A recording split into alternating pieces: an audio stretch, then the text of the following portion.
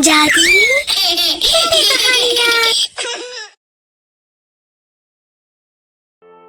एक बार की बात है।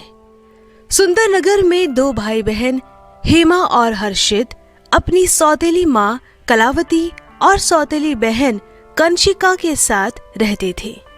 हेमा दिखने में जितनी सुंदर थी उतनी ही दिल की भी बहुत अच्छी लड़की थी। कलावती दोनों भाई बहन से घर का सारा काम करवाती थी और खाना सिर्फ एक टाइम ही देती थी।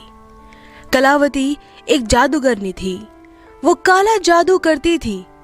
एक दिन हेमा और हर्षित अपनी सौतेली माँ के अत्याचार से बचने के लिए वहां से भाग जाते हैं और एक जंगल में पहुंच जाते हैं। जब कलावती को इस बात का पता चलता है तो वो अपने जादू से पता लगा लेती है कि वो दोनों कहाँ गए हैं। अच्छा, तो ये दोनों जंगल में हैं। अब जंगली जानवरों की भूख मिटाएंगे। उसके बाद कलावती एक जादू करती है। अगर ये दोनों किसी भी नदी का पानी पिएंगे तो जानवर में बदल जाएंगे।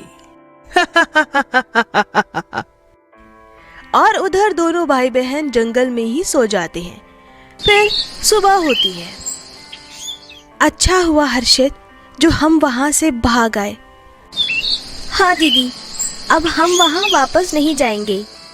फिर दोनों भाई बहन जंगल में पानी पीने जा रहे होते हैं। फिर एक नदी के पास रुककर जैसे ही हर्षित पानी पीता है तो नदी बोलने लगती है। रुक जाओ बच्चे, तुम इस नदी का पानी नहीं पी सकते। अगर तुमने पानी पी लिया तो जानवर में बदल जाओगे। हाँ हर्षित, तुम इस नदी का पानी मत पियो, हम आगे चलते हैं, तुम्हें आगे पानी मिल जाएगा। ठीक है। फिर दोनों भाई बहन आगे बढ़ जाते हैं। काफी दूर चलने के बाद उन्हें आगे कोई नदी या तालाब नहीं दिखाई देता। हर्षित को बहुत तेज प्यास लगी थी। फिर थोड़ा आगे जाकर उन्हें एक नदी दिखाई देती है। दीदी, अब मुझसे रहा नहीं जा रहा, मैं पानी पीने जा रहा हूँ। रुक जाओ बेटा, तुम इस नदी का पानी पीकर जानवर में बदल जाओगे। लेकिन हर्षित नहीं सुनता क्योंकि उसे बहुत ज्यादा प्यास लगी थी और वो नदी का पानी पी लेता है। नदी का पानी पीते ही हर्षित एक हिरण में बदल जाता है। हाँ, ये क्या हुआ? हर्षित, हर्षित, तुम तो हिरण बन गए। हर्षित, इस जंगल के जंगली जानवर कहीं तुम्हें नुकसान न पहुंचाए, तुम मेरे साथ ही रहना। हेमा और हर्षित एक झोपड़ी में जाते हैं। वहाँ कोई नहीं था। हेमा उस झोपड़ी की सफाई करती है और उसी में रहने का फैसला करती है। हर्षित, तुम यहीं रहना, मैं जंगल में खाने के लिए कुछ फल लेके आती हूँ। हेमा वहां से गुजर रही थी कि तभी वहां से एक राजकुमार जा रहा था और हेमा को देखकर राजकुमार सोचने लगता है। अरे, ये लड़की अकेले जंगल में क्या कर रही है और इतनी परेशान क्यों लग रही है? फिर राजकुमार हेमा के पास जाकर पूछता है, मैं राजकुमार हूँ, तुम कौन हो और इतने घने जंगल में अकेले क्या कर रही हो? फिर हेमा उन राजकुमार को सब कुछ बता देती है। ओह, ये तो बहुत बुरा हुआ, मुझे अपने भाई के साथ ले चलो। हेमा राजकुमार को अपने भाई से मिलवाती है तो उतने में हर्षित बोलता है, राजकुमार, राजकुमार, मुझे पहले जैसा बना दीजिए, हमें इस जंगल से बाहर जाना है। चिंता मत करो बच्चे, मैं सब ठीक कर दूंगा। तुम दोनों मेरे साथ मेरे महल में चलो और वहीं रहना। फिर हेमा और हर्षित राजकुमार के साथ उनके महल में जाते हैं और वहीं रहने लगते हैं। फिर एक दिन राजकुमार की माँ राजकुमार से कहती है, अशोक, हेमा बहुत अच्छी लड़की है, मैं तुम्हारा विवाह हेमा से कराना चाहती हूँ, क्या तुम इसके लिए तैयार हो? जैसा आपको ठीक लगे माँ। फिर हेमा और राजकुमार की शादी हो जाती है। और उसके बाद सब खुशी खुशी उस महल में रहने लगते हैं। और उधर कलावती हेमा और हर्षित के बारे में अपनी जादुई शक्ति से पता लगाती है। हेमा को राजकुमारी बनी देख वो हैरान हो जाती है। अरे ये क्या, हेमा तो राजकुमारी बन गई है, ऐसा नहीं हो सकता। फिर कलावती अपनी बेटी के साथ उस महल में जाती है और हेमा को अपने जादू से बेहोश कर देती है और अपनी बेटी को जादू से हेमा बनाकर बोलती है, सुनो बेटी, अब से तुम्हें इस महल में हेमा बनकर रहना है। और कलावती हेमा को जंगल में छोड़ आती है।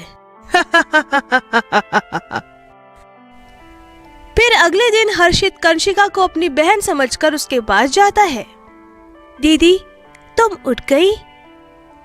अरे ये हिरण कहाँ से आ गया? भाग भाग ऐसे, मेरे सारे कपड़े गंदे कर देगा। दीदी, ये क्या हुआ आपको? आप इतने गुस्से में क्यों हैं? हर्षित वहां से चला जाता है, लेकिन उसका मन नहीं मानता। वो दोबारा कंशिका के पास जाता है और वहां अपनी सौतेली माँ को कंशिका से बात करते हुए सुन लेता है। फिर उसे सारी बात समझ आ जाती है। अच्छा, तो ये दोनों हमारा पीछा करते करते यहाँ तक चली आई, और ये क्या, मेरी बहन को जंगल में मरने के लिए छोड़ आई है। मुझे दीदी की जान बचानी होगी। हर्षित अपनी बहन को हर जगह ढूंढता है, लेकिन हेमा कहीं भी नहीं मिलती। दीदी, दीदी, दीदी, तुम कहाँ हो? क्या तुम मुझे सुन सकती हो?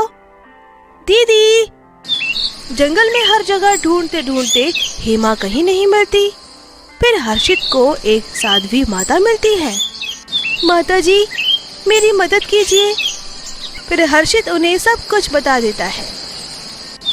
पुत्र, मैं तुम्हें देखकर सब जान गई। ये सब तुम्हारी सौतेली माँ ने किया है। तुम यहाँ से दक्षिण की ओर जाओ, तुम्हारी बहन वहां है। और ये लो, ये पवित्र पानी है, इसे अपनी सौतेली माँ के ऊपर डालना। इससे उसकी जादुई शक्ति खत्म हो जाएगी और तुम अपने पहले वाले रूप में आ जाओगे। हर्षित माता से विदा लेकर अपनी बहन हेमा के पास पहुंच जाता है। दीदी, मैं आ गया हूँ, मैं सब कुछ ठीक कर दूंगा। फिर दोनों भाई बहन वापस महल आ जाते हैं और सारी बात राजकुमार को बता देते हैं।